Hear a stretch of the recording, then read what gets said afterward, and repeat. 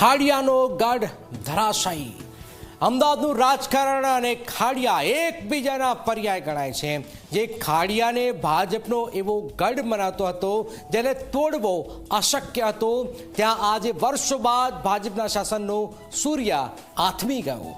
જનસંઘના જમાનાથી જ્યાં ભાજપની આણ બળતાથી તે ખાડિયામાં આખરે કેમ ગાબડું પડ્યું? શું આ જૂથવાદનું પરિણામ છે કે જનતાનો મિજાજ બદલાયો છે? શું થયું છે ખાડિયાની અંદર? શા માટે એક વોર્ડની હાર આ બધી જીત પર ભારે પડી રહી છે? હવે જોઈએ, જાણીએ, સમજીએ।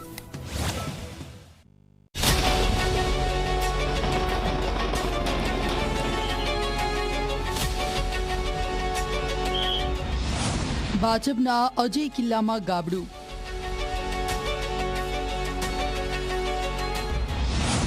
5 દાયકા જૂની વિકાસ યાત્રામાં પંચર।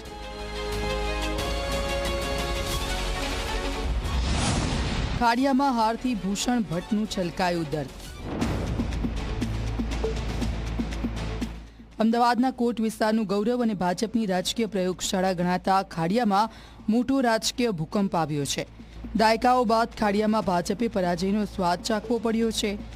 સ્વર્ગસ્થ અશોક ભટ્ટના સમયથી આ બેઠક પર ભાજપનો ભગવો લહેરાતો હતો, પણ સ્થાનિક સ્વરાજ્યની આ ચૂંટણીમાં ભાજપના અભેદ કિલ્લાના કાંગરા ખરી પડ્યા। જે રીતે ખાડિયાની જનતાએ ભ્રષ્ટાચારને હરાયો છે, ભૂષણનું દૂષણ દૂર કર્યો છે, ખાડિયામાં ઇતિહાસ સર્જ્યો છે। આજે કોંગ્રેસના 4 પેનલ જીતી છે। ભારતીય જનતા પાર્ટીની ભૂંડી હાર થઈ છે। કોંગ્રેસ પાર્ટી અમદાવાદ મહાનગર જીત્યાની ખુશી ઓછી, પણ ખાડિયા હાર્યાનું દુઃખ અત્યારે ભાજપના નેતાઓમાં સ્પષ્ટ દેખાઈ રહ્યું છે। ખાડિયાના પૂર્વ ધારાસભ્ય અને પૂર્વ કાઉન્સિલર ભૂષણ ભટ્ટના ચહેરા પર પણ હારની નિરાશા સાફ જોવા મળી રહી છે।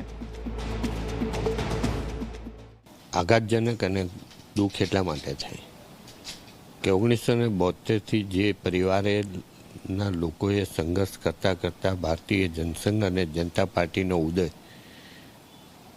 ખાડિયામાંથી શરૂ કરીને આ વિજય યાત્રા અને આજે વિકાસ યાત્રામાં ક્યાંક કાલે પંચર પડ્યું તો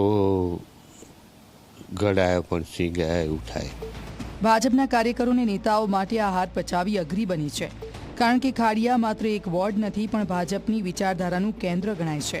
હાર પાછળના કારણો આપતા ભૂષણ ભટ્ટે કોંગ્રેસના નેતા ઇમરાન ખેડાવાલા પર ગંભીર આક્ષેપો કર્યા।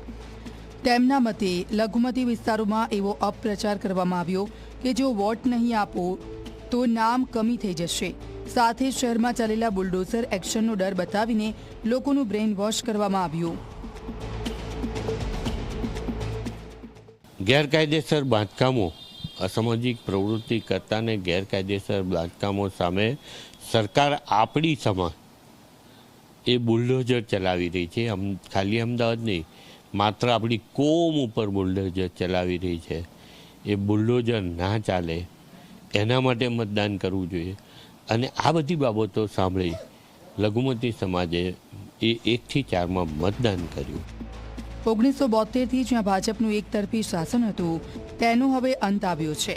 ત્યારે ખાડિયામાં ભાજપની હારના કારણોની વાત કરીએ તો ખાડિયામાં આંતરિક જૂથવાદ અને ટિકિટ વહેંચણીમાં થયેલી ખેંચતાણ ભાજપને ભારે પડી હોવાનું ચર્ચાઈ રહ્યું છે।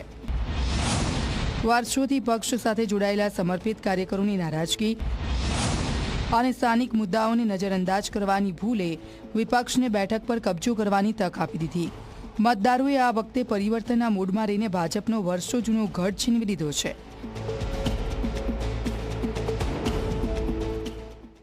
ખાડિયા સિવાય કેમ હાર્યા એનો જવાબ કોંગ્રેસે આપવાની જરૂર છે। અવિરતપણે જીતવાની વાત કરનાર કોંગ્રેસ કેમ હારે છે અમદાવાદમાં એનો જવાબ આપવાની જરૂર છે। જ્યાં એમના મતદારો હતા એવું કહેતા હતા ત્યાં અમદાવાદમાં હાર્યા છે એનો જવાબ કોંગ્રેસ પહેલાં આપે, એની જરૂર છે। પોતાની હાર ઢાંકવા માટે આ પ્રકારના હથગંડા એ વ્યાજબી નથી। હજી કહું છું, ખાડિયાનો ગઢ તૂટવો એ માત્ર એક વોર્ડની હાર નથી, પણ ભાજપના તે રાજકીય અહંકાર પર પ્રહાર છે જે દાયકાઓથી અજેય ગણાતો હતો। જે ભાજપનું આખું અમદાવાદ જીતવાના દાવા કરતો હતો તે પોતાના સૌથી સુરક્ષિત કિલ્લાને બચાવી શક્યું નથી। આ બાબત સંગઠન માટે માત્ર ચિંતા નહીં, પણ આત્મમંથનનો વિષય છે। ભૂષણ ભટ્ટનો આક્રોશ સાબિત કરે છે કે પાયાના કાર્યકરો અને ડેમોગ્રાફીના ગણિતમાં ક્યાંક મોટી ચૂક થઈ ગઈ છે।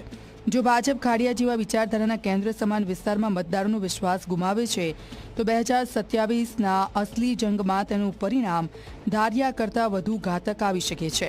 ખાડિયાનું આ પંચર આગામી વિધાનસભા ચૂંટણી માટે ભાજપ માટે જોખમની ઘંટડી છે. Bureau report Zee media.